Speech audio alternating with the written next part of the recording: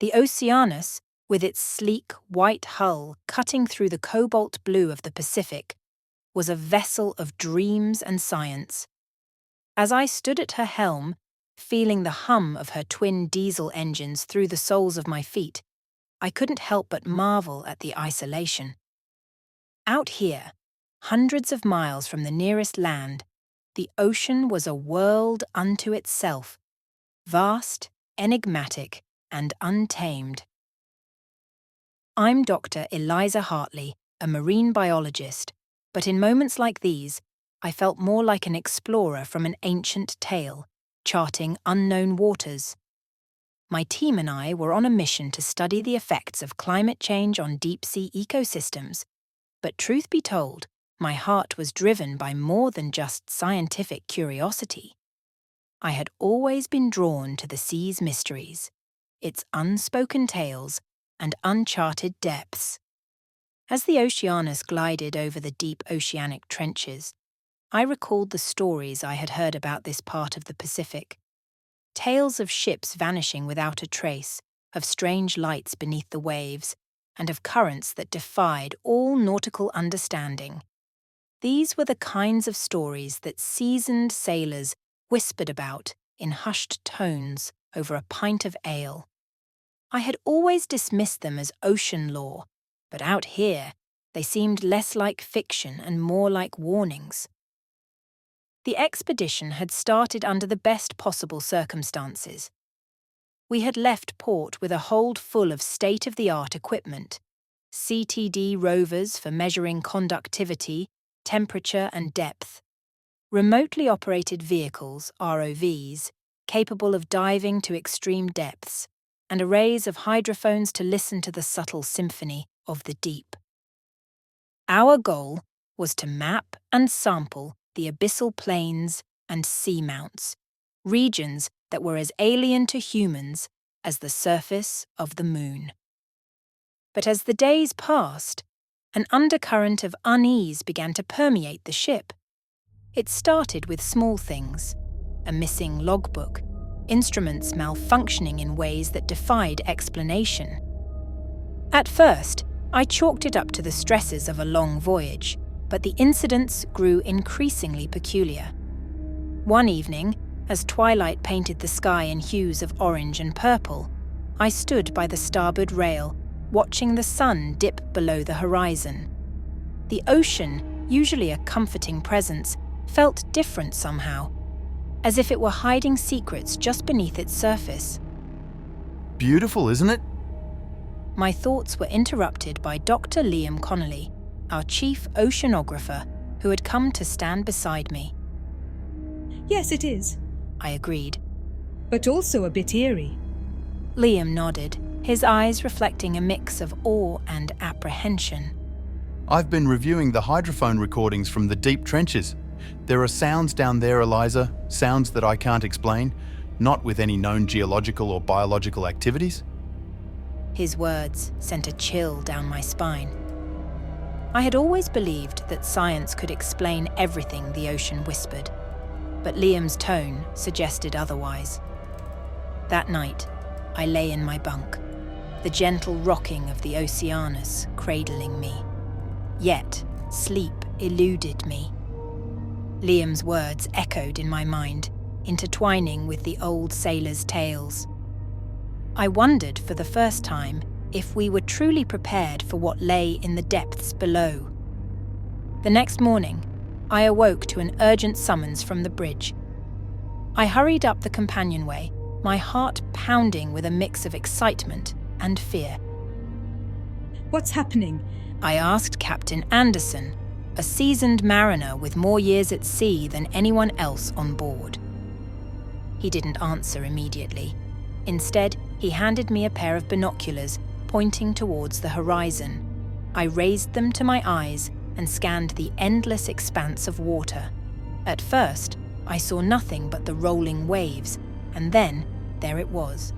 A faint, inexplicable glimmer of light beneath the surface, like the glow of some deep-sea creature, but far brighter and more sustained. We've been seeing it since dawn. Captain Anderson said. his voice tinged with unease. It's not any bioluminescent phenomenon I've ever encountered, and it's moving, following the current lines. As I lowered the binoculars, my mind raced. This was uncharted territory, a phenomenon beyond the scope of our expedition. I could see it in the captain's eyes, the same mixture of curiosity and trepidation that I felt. We need to investigate. I said more to myself than to him. This could be a groundbreaking discovery. The captain nodded, though his expression remained grim. We'll set a course towards it. But we need to be cautious, Eliza. The sea is full of wonders, but it's also full of dangers. As the Oceanus adjusted her course, I felt a thrill of anticipation, coupled with an unshakable sense of foreboding. We were venturing into the unknown, drawn by a mystery that beckoned us deeper into its embrace. I couldn't shake off the feeling that we were not just observers, but part of a story much larger and more ancient than any of us could comprehend. The call of the deep was irresistible, but I wondered if we were ready to hear its secrets. The early days of our expedition aboard the Oceanus were marked by a sense of wonder tempered by the unpredictable nature of the sea. Each morning greeted us with a new facet of the ocean's mysterious beauty. As a marine biologist, these moments reminded me why I had devoted my life to unlocking the secrets of these depths. We conducted daily dives using our ROVs, sending them into the abyss to collect samples and data. The ocean floor revealed a landscape of haunting beauty, vast canyons, towering seamounts, and fields of hydrothermal vents teeming with bizarre life forms. It was a biologist's dream, a chance to observe ecosystems untouched by human hands. But as we pushed further into our research, unsettling incidents began to occur. Instruments vital to our study started malfunctioning in inexplicable ways. Our state-of-the-art sonar system, designed to map the ocean floor with pinpoint accuracy, began giving us distorted readings. The data was skewed, showing impossible undersea formations that vanished upon rescanning. One evening, while reviewing the hydrothermal vent footage, I noticed something peculiar, a fleeting shadow that darted across the screen before disappearing into the murky depths. I replayed the footage several times, but the shadow remained elusive, defying identification. Probably just a large fish or a trick of the light. Liam suggested when I showed him the footage.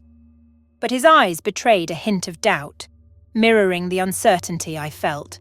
The crew began whispering about the anomalies. Some joked about sea monsters and cursed expeditions, while others speculated more darkly about sabotage or equipment failure. The atmosphere on board grew tense, a feeling of unease settling over us like a thick fog. Despite the growing apprehension, my determination to continue the mission remained unwavering. The ocean held its secrets tight, and I was not about to let them slip away because of some unexplained glitches. Yet, in the quiet of my cabin, I couldn't shake off a lingering sense of dread.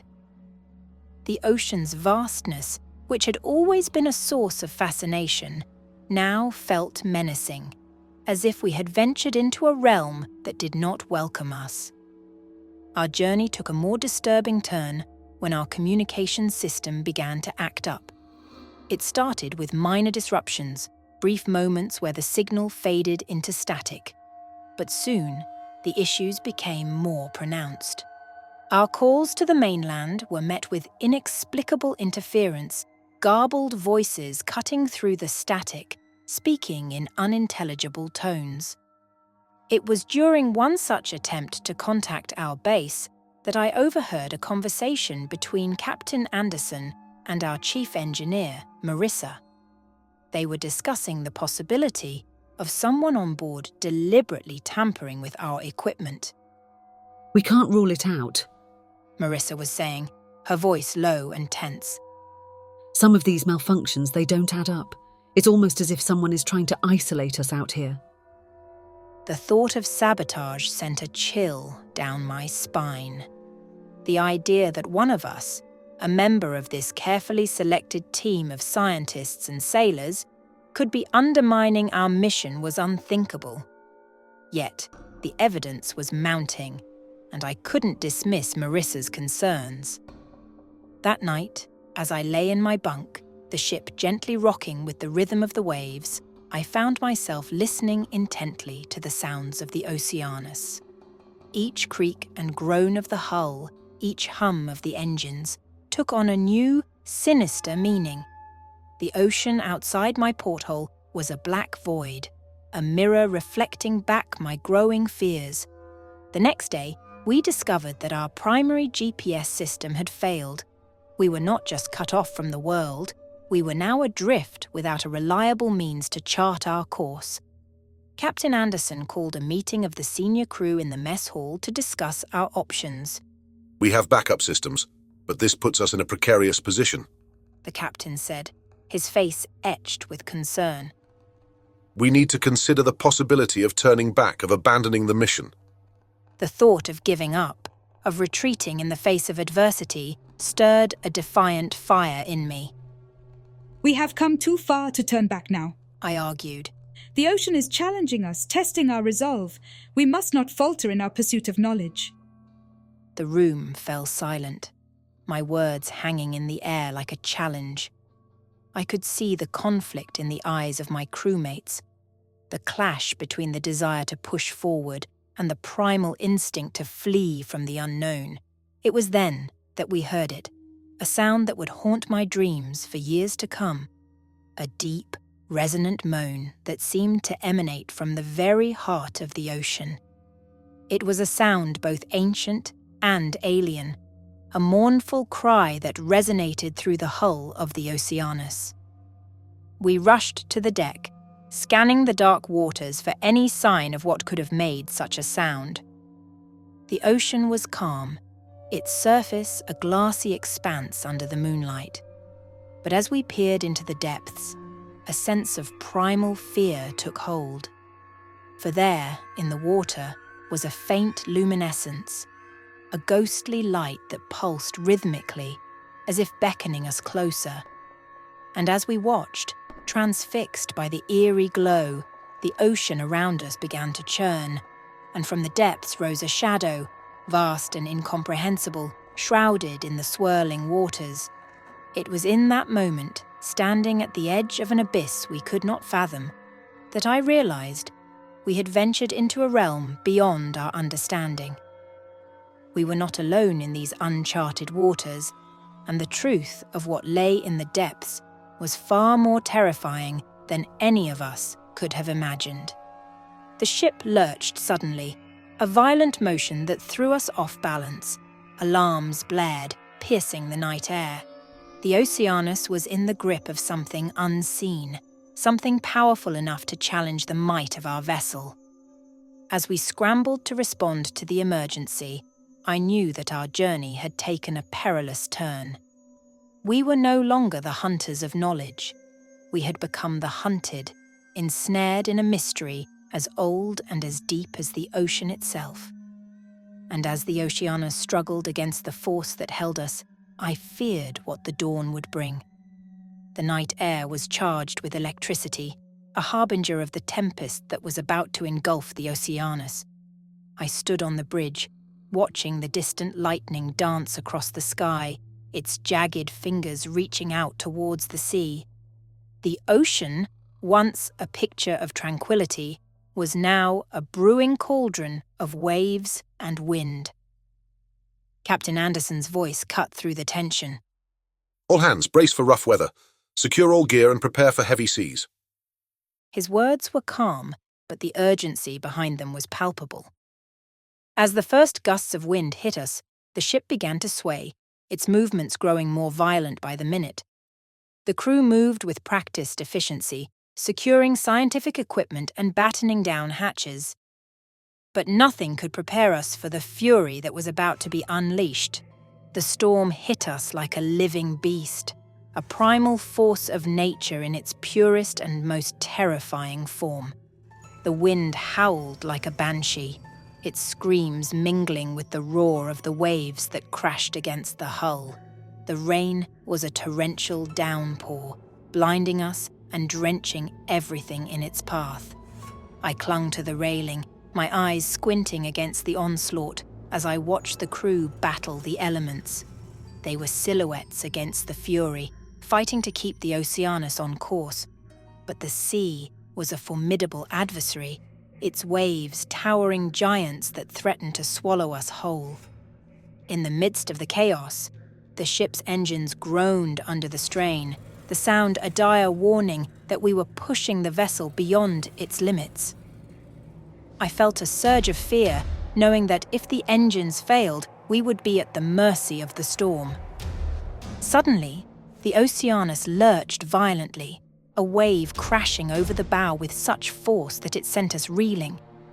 The impact was like a blow from a giant's fist, shaking the ship to its core.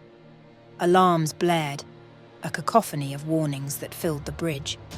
"We're taking on water." Someone yelled over the din. My heart raced as I realized the gravity of our situation. We were in trouble, and every passing second brought us closer to disaster. Captain Anderson was at the helm, his face a mask of concentration as he fought to keep the ship afloat. Engine room report. He barked into the intercom, but the only response was static.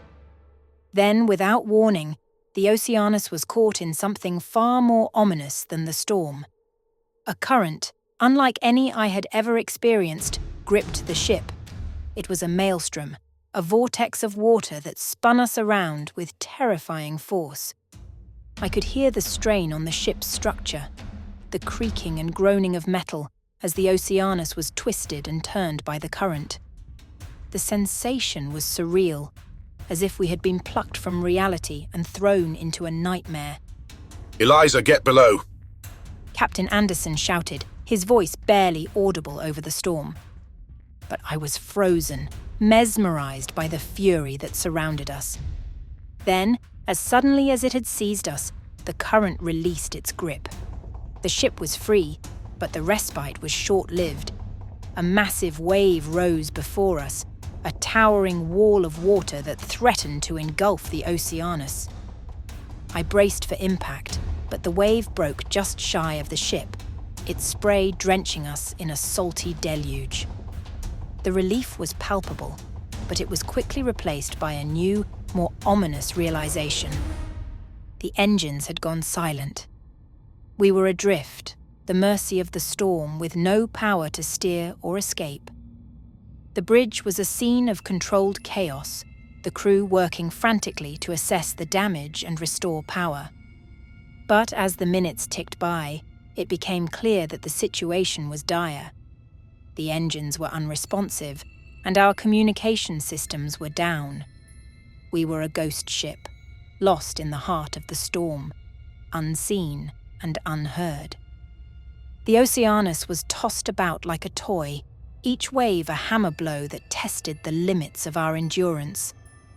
I could see the fear in the eyes of the crew, a reflection of my own terror. We were in the hands of fate, and it was a cruel and indifferent master. As the hours passed, the storm showed no signs of abating. We were at its mercy, a speck in the vast, raging ocean. I retreated to my cabin, the sounds of the storm a constant, unrelenting assault on my senses. Lying in my bunk, I tried to find solace in the thought that storms always pass, that calm would eventually return. But the fear lingered, a gnawing sense of dread that clung to me like a second skin. I must have drifted into a fitful sleep because I was jolted awake by a sudden, deafening noise. It was the sound of metal tearing, a catastrophic rending that shook the ship. I stumbled out of my bunk, my mind racing with horrific possibilities. Had the hull been breached? Were we sinking? Rushing to the bridge, I was met with a scene of despair. Captain Anderson's face was ashen, his eyes wide with shock. We've hit something. He said, his voice barely a whisper. Something in the water. It's torn open the hull. The words hit me like a physical blow. We were damaged, adrift, and now taking on water in the midst of a relentless storm. The Oceanus, our vessel of science and discovery, was wounded, possibly mortally. As I looked out at the churning sea, a feeling of helplessness overwhelmed me. We were alone, afloat in a hostile world that cared not for our plight. And as the storm raged on, I wondered if we would ever see the light of day again, or if the Oceanus and her crew were destined to become just another tale of the unforgiving sea. The storm had passed, leaving behind an eerie calm. The Oceanus, once a beacon of human ingenuity and exploration, now lay crippled in the vast, indifferent expanse of the Pacific. We were adrift, our situation growing more desperate by the hour. In the aftermath, our first priority was to assess the damage. The hull had been breached, but thankfully, the integrity of the ship was not compromised beyond repair.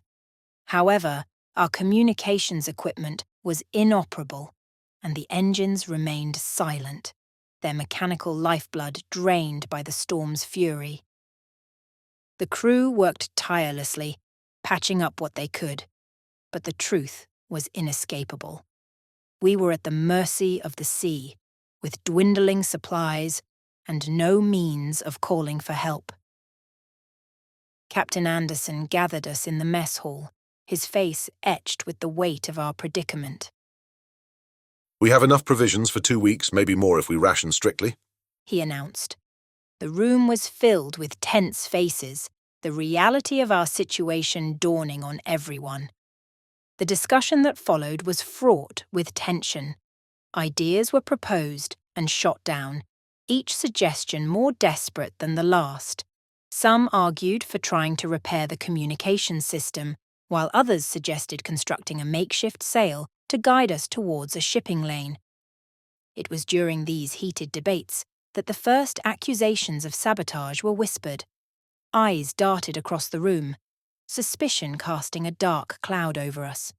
The idea that one of our own could be responsible for our plight seemed far-fetched, yet the seeds of distrust had been sown. As the days passed, our situation grew increasingly dire. Food and water were rationed, each meal a reminder of our precarious state. The once bustling corridors of the Oceanus were now filled with a tense silence, broken only by the occasional whispered conversation or the creaking of the ship. But it was the nights that were the hardest. Alone in the darkness, with only the sound of the ocean to keep us company, our fears and anxieties grew. It was during these long, sleepless nights that the strange occurrences began to escalate. It started with noises, unexplained creaks and groans that seemed to emanate from the very heart of the ship. At first, we dismissed them as the normal sounds of a vessel settling after a storm. But soon, these noises grew more frequent, more pronounced, as if something was moving through the ship. Then came the sightings, shadowy figures seen out of the corner of the eye, disappearing when looked at directly. I, too, saw them, fleeting glimpses of something or someone lurking in the shadows. The crew's nerves were frayed, and these occurrences only added to the mounting fear. Rumors spread like wildfire, each more outlandish than the last. Some whispered of ghosts, of spirits angered by our intrusion into their domain. Others spoke of a stowaway hiding in the bowels of the ship. I tried to maintain a sense of scientific rationality, but even I found it hard to dismiss what we were experiencing. The Oceanus had become a ship of shadows and whispers, a vessel haunted by the unknown. It was Liam who came to me one night, his face pale and his eyes wide with fear. Eliza, there's something you need to see. He said, his voice trembling. He led me to the lab, where our array of hydrophones was still operational, albeit barely. He played a recording, and the sound that filled the room made my blood run cold. It was a low, moaning wail, unlike anything I had ever heard. It was both mournful and menacing, a sound that seemed to speak of ancient depths and hidden secrets. The sounds coming from the trench. Liam said, pointing to a map of our last known coordinates. It's like nothing I've ever heard before. It's almost like it's calling to us. The implication of his words hung in the air, a chilling possibility that what we were experiencing was connected to the depths below us. The days that followed were a blur of fear and uncertainty. We worked tirelessly to repair the ship, but our efforts seemed futile. The Oceanus was a lifeless husk, adrift in an ocean that seemed to grow more hostile by the hour. Our situation reached a breaking point when our food supplies began to dwindle dangerously low. Accusations of hoarding and theft were thrown, the crew turning on each other in their desperation. I tried to mediate, to maintain some semblance of order, but the trust that had once united us was now fractured beyond repair. We were a ship divided, each of us isolated in our own fear and suspicion. It was during one of these disputes that the unthinkable happened. A scream pierced the air, a sound of pure terror that brought us all running. We found one of our crew members, Sasha, at the stern of the ship, her face white with shock. "There's something in the water," she gasped, her eyes wide with fear. "Something big circling the ship." We rushed to the railing, peering into the dark waters below. At first, we saw nothing but the black expanse of the sea. But then, there it was, a massive, shadowy shape, gliding through the water with a grace that belied its size.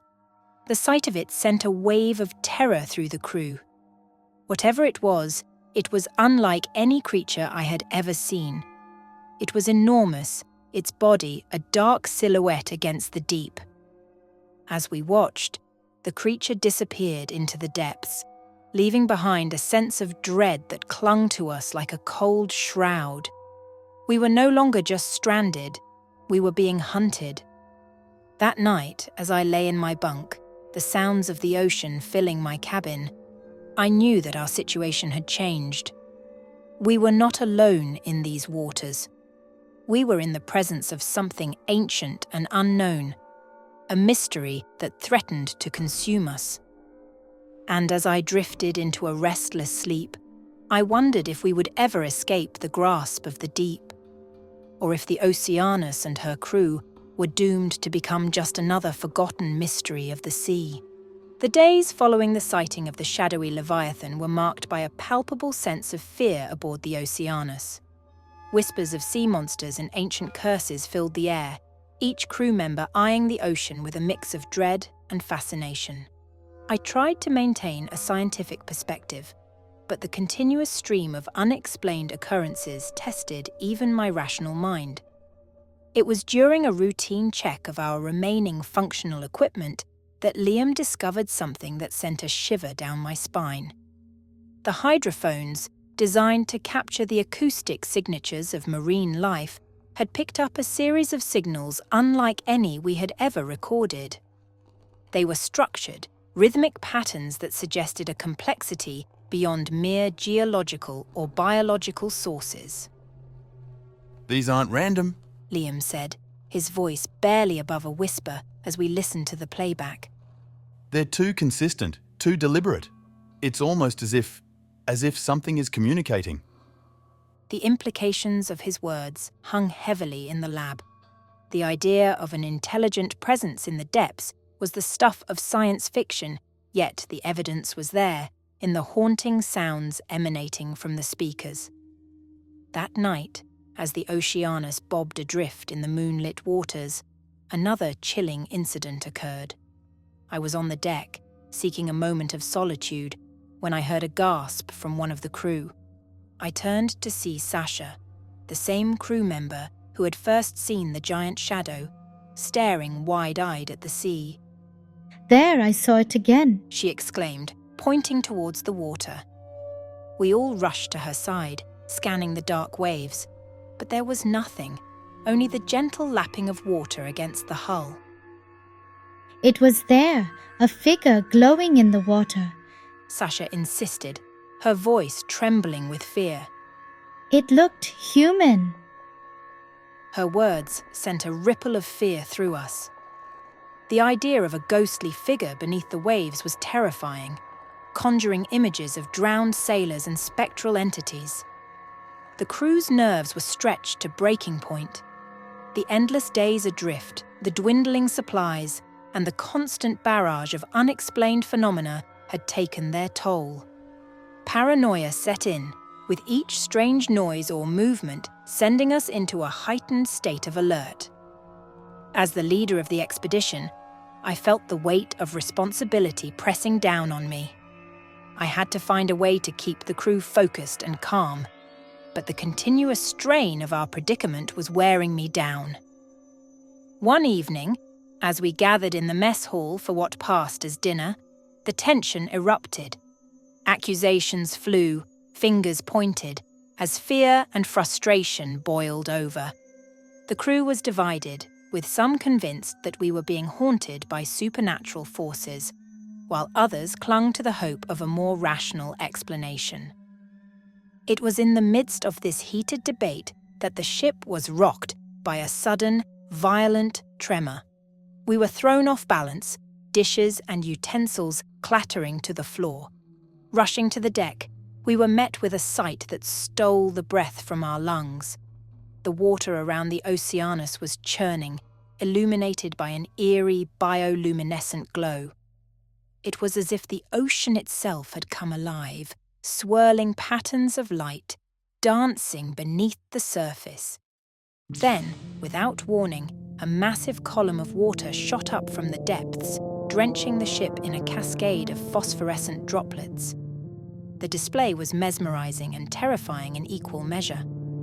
As the column of water receded, we saw it, a shape moving beneath the surface, its form obscured by the glowing waters.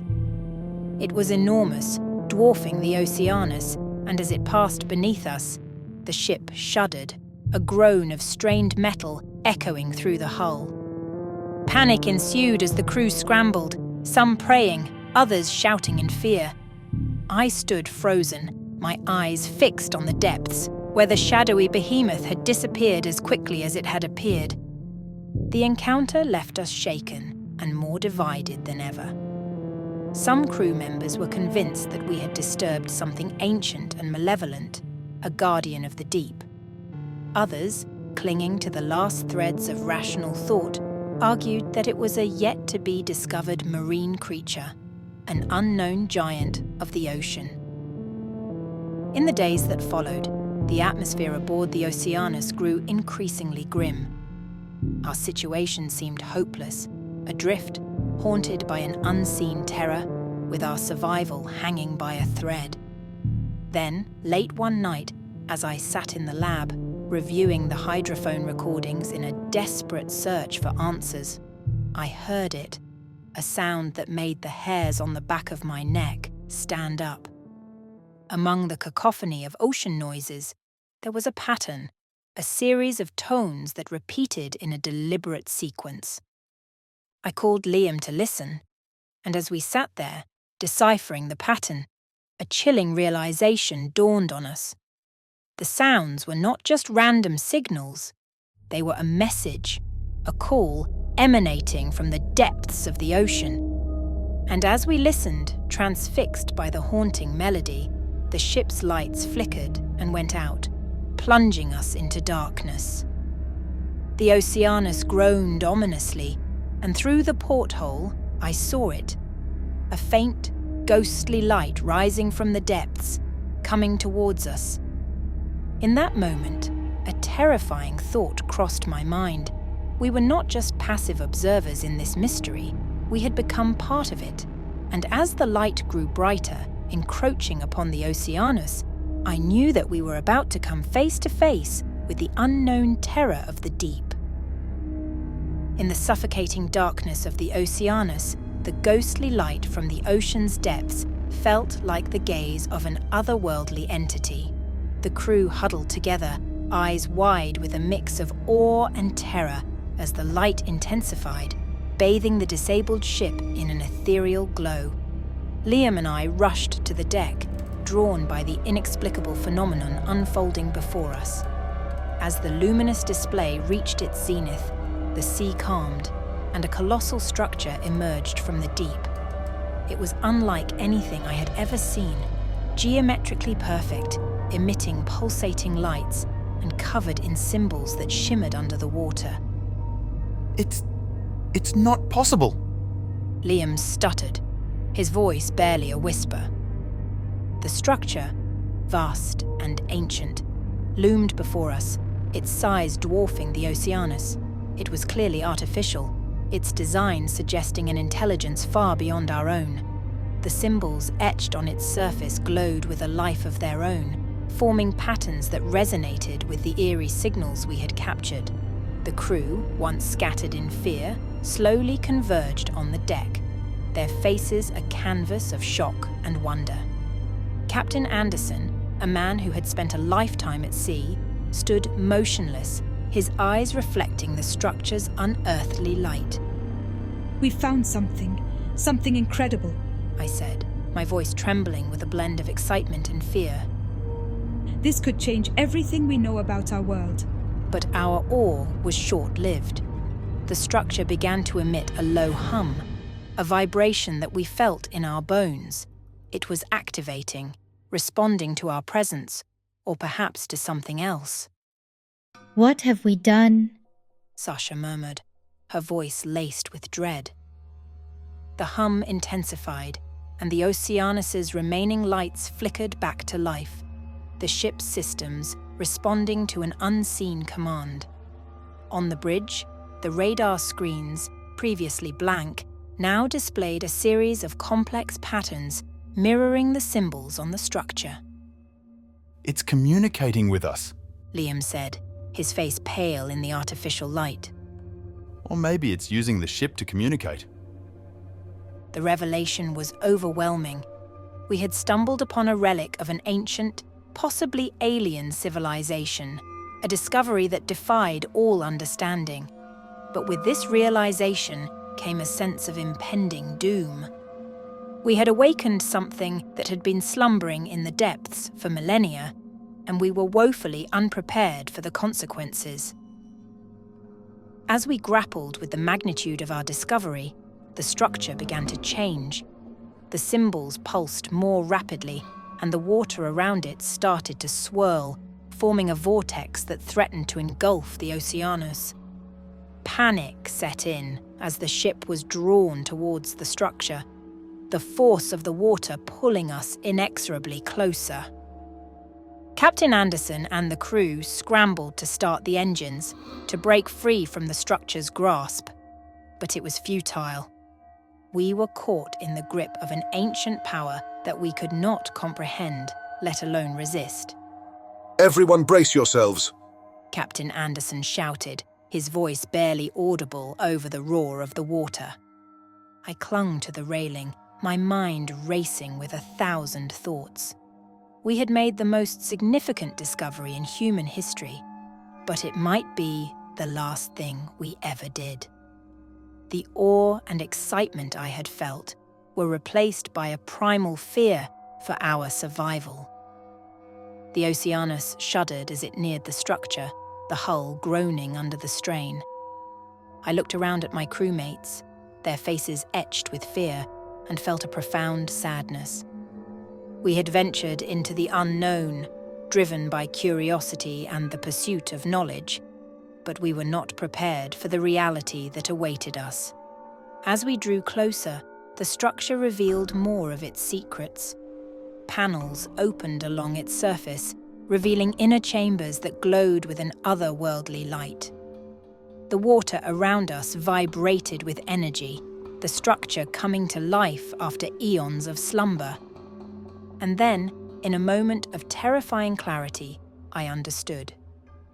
This was not just a relic. It was a gateway, a portal to something beyond our understanding. We were on the threshold of a discovery that could unravel the very fabric of our reality.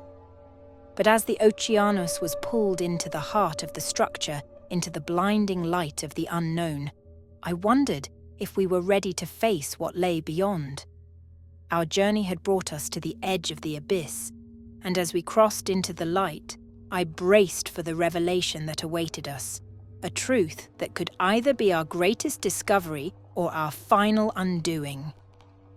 As the Oceanus was enveloped by the blinding light from the ancient structure, time seemed to stand still. We were suspended in a void, the ship and crew poised on the brink of an unfathomable abyss. Then, as suddenly as it had begun, the light receded, and we found ourselves adrift once more, the mysterious structure vanishing into the depths like a spectre. The immediate danger had passed, but we were far from safe. The encounter with the structure had left the Oceanus severely damaged.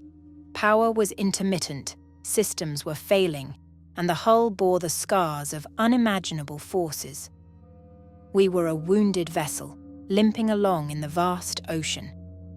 Captain Anderson rallied the crew, his voice cutting through the despair. "We're not done yet," he declared. "We can still save this ship and ourselves. Let's get to work."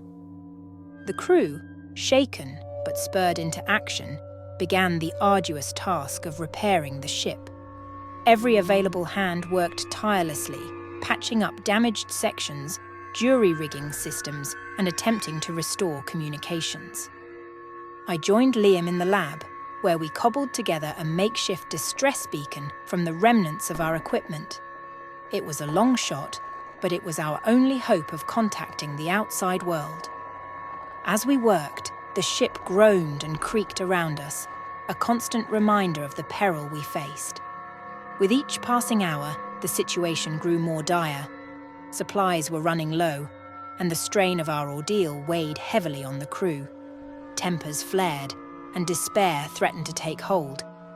But amidst the chaos, a glimmer of hope emerged.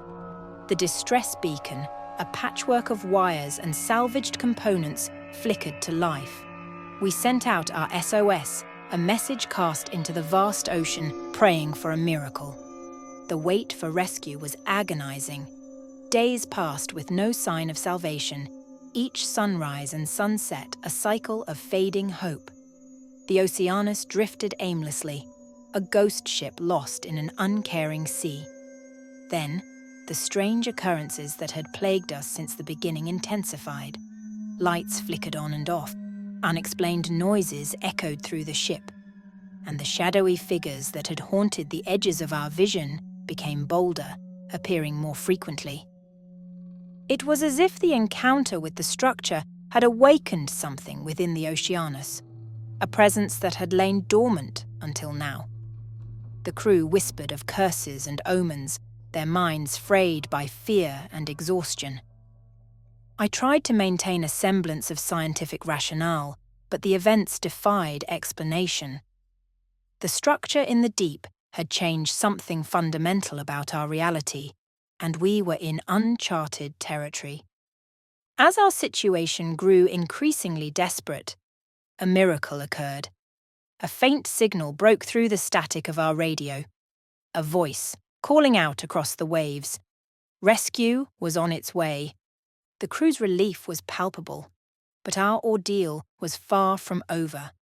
The damaged ship struggled against the elements, and the mysterious presence that had taken hold seemed intent on thwarting our efforts to survive.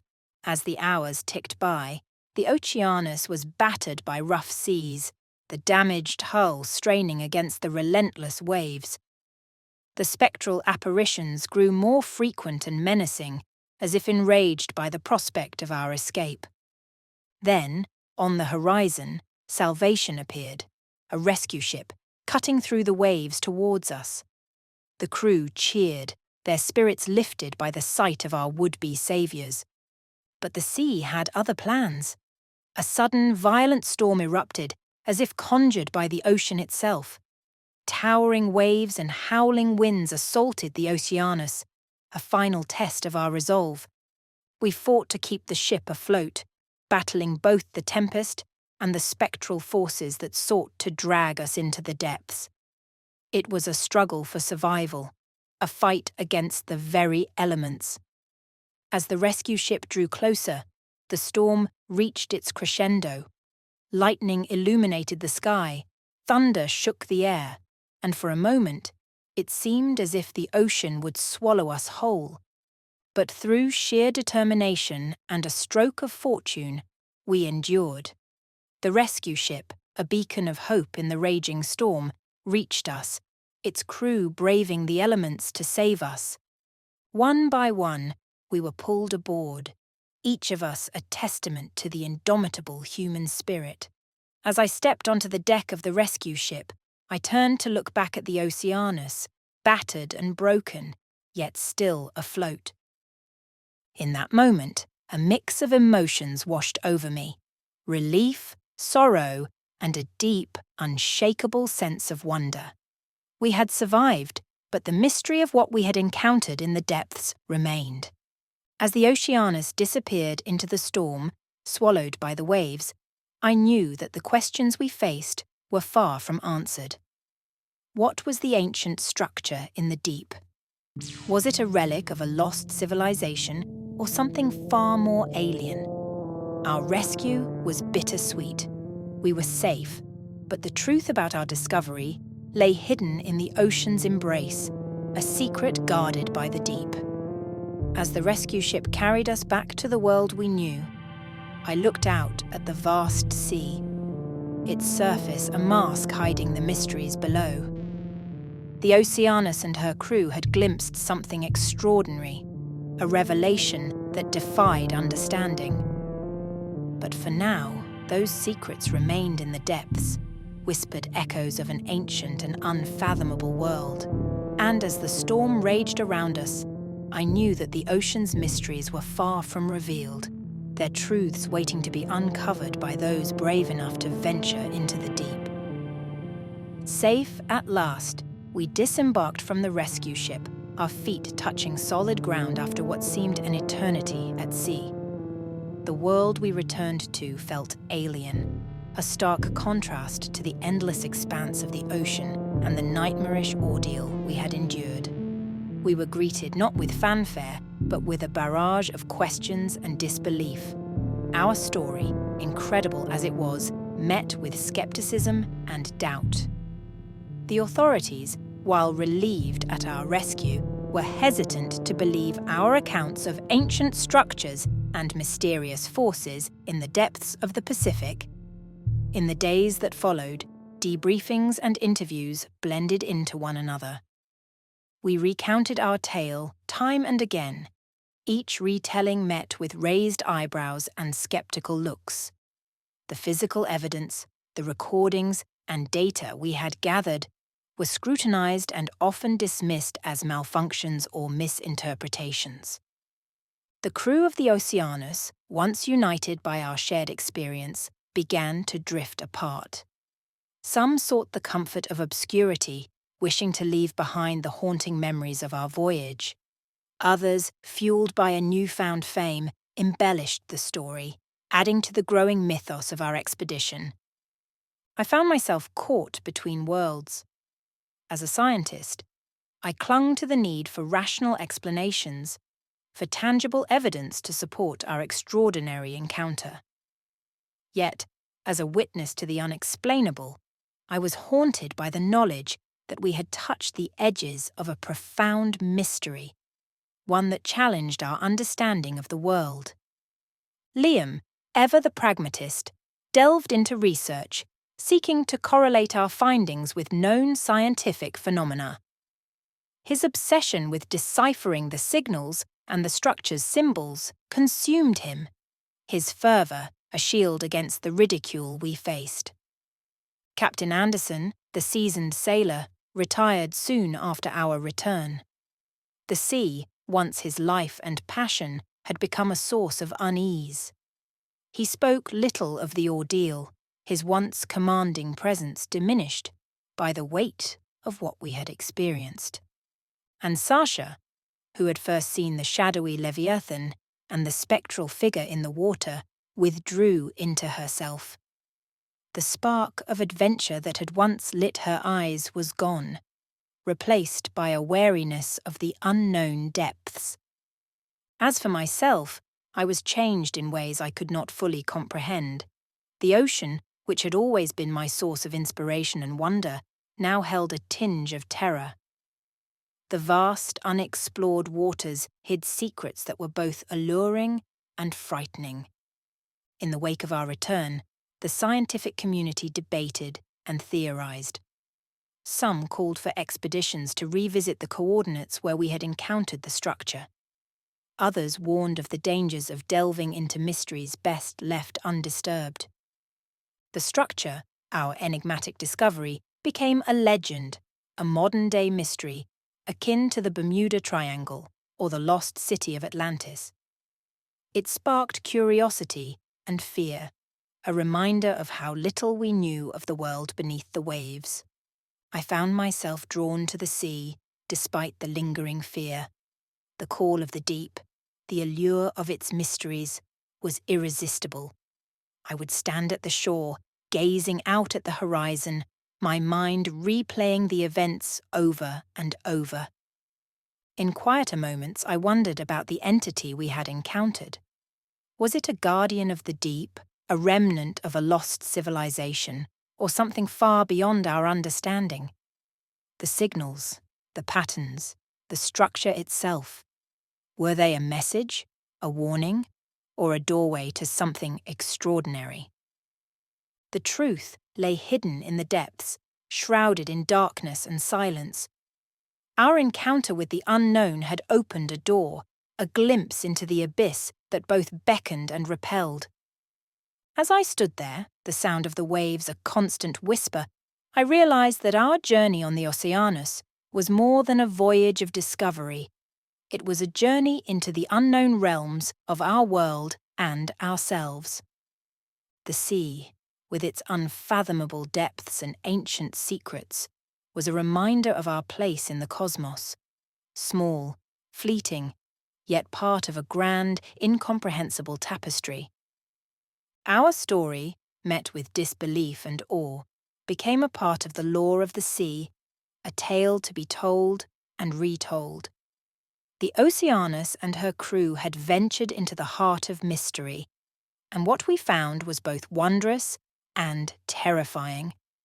As I looked out at the vast ocean, I knew that part of me would always be out there, adrift in the unknown, forever changed by what we had encountered. The mystery of the deep called to me, a siren song that promised answers and unearthed more questions. The ocean's secrets, like the enigmatic structure we had discovered, lay waiting in the shadows of the deep, echoes of a truth beyond our grasp. And so, I stood there, my gaze lost in the horizon, my heart both fearful and yearning. The Oceanus's voyage had ended, but the journey into the unfathomable depths of the sea and the mysteries it held was far from over. The sea whispered its secrets, and I listened, forever haunted by the echoes of the deep. We hope you have enjoyed this episode of Quantum Dispatches and stay tuned next week for another thrilling adventure. Thank you for listening.